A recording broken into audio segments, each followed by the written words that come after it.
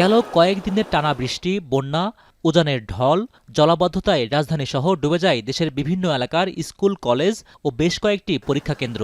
দুর্যোগপূর্ণ আবহাওয়ায় উচ্চ মাধ্যমিক পরীক্ষার্থীদের দুর্ভোগ মঙ্গলবার রূপ নেয় ক্ষোভে। শিক্ষামন্ত্রীর পদত্যাগসহ ৩ দফা দাবিতে রাজধানীসহ সারা দেশে বিক্ষোভ অবরোধ করেন শিক্ষার্থীরা। রাজধানীর উত্তরা বিএনএস সেন্টারের সামনে ছাত্রদের বিক্ষোভ শুরু হয় সকাল ১১টায়। এতে ঢাকা-ময়মনসিংহ সড়কে যান চলাচল প্রায় ৬ ঘণ্টা বন্ধ থাকে। এতে তীব্র ভোগান্তিতে পড়েন সাধারণ মানুষ। এটা তো সরকার থেকে কোনো একটা পদক্ষেপ নেওয়া দরকার। যে সাধারণ মানুষ পুরো রাস্তায় জ্যাম। অন্যান্যদের আরও অবস্থা খুব খারাপ।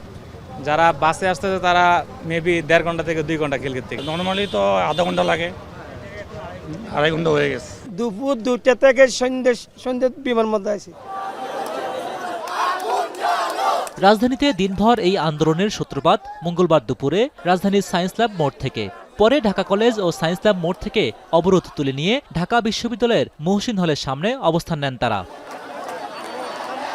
বিক্ষুব্ধ পরীক্ষার্থীরা প্রতিনিধি বাছাই করলে তাদেরকে সরকারের সংশ্লিষ্ট কর্তৃপক্ষের কাছে নিয়ে যাবেন এমন আশ্বাস দেন ছাত্রদলের সাধারণ সম্পাদক। এ সময় আন্দোলনে কেউ যেন উস্কানি দিতে না পারে সে বিষয়েও সতর্ক করেন তিনি। তাদের যদি কোনো বক্তব্য থাকে এই বিষয়ে তারা মন্ত্রণালয়ের সাথে কথা বলতে পারে, প্রতিনিধি নির্বাচন করুক, আমরা তাদেরকে নিয়ে যাব। কেউ যেন পিছন থেকে কোনো উদ্দেশ্য হাসিল না করতে পারে সেজন্য তাদেরকে আমরা সতর্ক করেছি। অভিন্ন দাবিতে রাজশাহী শিক্ষা বোর্ড প্রাঙ্গণে জড়ো হয়ে বিক্ষোভ করেন শিক্ষার্থীরা। বিক্ষোভ দানা বাঁধে চট্টগ্রাম শিক্ষা বোর্ডের সামনেও। এতে সড়কের একপাশে যান চলাচল বন্ধ হয়ে যায়। শিক্ষার্থীদের আন্দোলনে শিক্ষা বোর্ডের চেয়ারম্যান ও কর্মকর্তা-কর্মচারীরা অবরুদ্ধ হয়ে পড়েন। যদিও চট্টগ্রামের সব জেলায় 16 জুলাই পর্যন্ত পরীক্ষা স্থগিত রাখা হয়েছে। আমাদেরকে বলেছিল যে একই সাথে একই প্রশ্নে পরীক্ষা হবে। সেখানে কি জন্য আমাদেরকে শুধুমাত্র একা 4টা পরীক্ষা আমাদের একা লাস্টে হবে। শিক্ষা ব্যবস্থার কোনো উন্নয়ন না করে শুধু পরীক্ষা নিয়ে শুধু আছে নকল।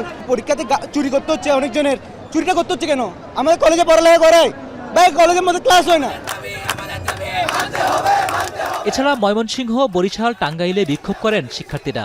ঢাকা-টাঙ্গাইল মহাসড়ক অবরোধ করে শিক্ষামন্ত্রীর বক্তব্যের প্রতিবাদ জানিয়ে তার পদত্যাগ সহ নানা স্লোগান দেন আন্দোলনকারীরা। দিনভর এমন বিক্ষোভের পর মঙ্গলবার সন্ধ্যা নাগাদ শিক্ষার্থীরা মিছিল নিয়ে যান জাতীয় সংসদ অভিমুখে। মানিক মিয়া এভিনিউয়ে পৌঁছালে পুলিশি বাধার মুখে পড়েন তারা। কিছুটা ছত্রভঙ্গ হয়ে শিক্ষার্থীরা আবারও জড়ো হন সংসদ ভবনের মানিক মিয়া এভিনিউ গেটে।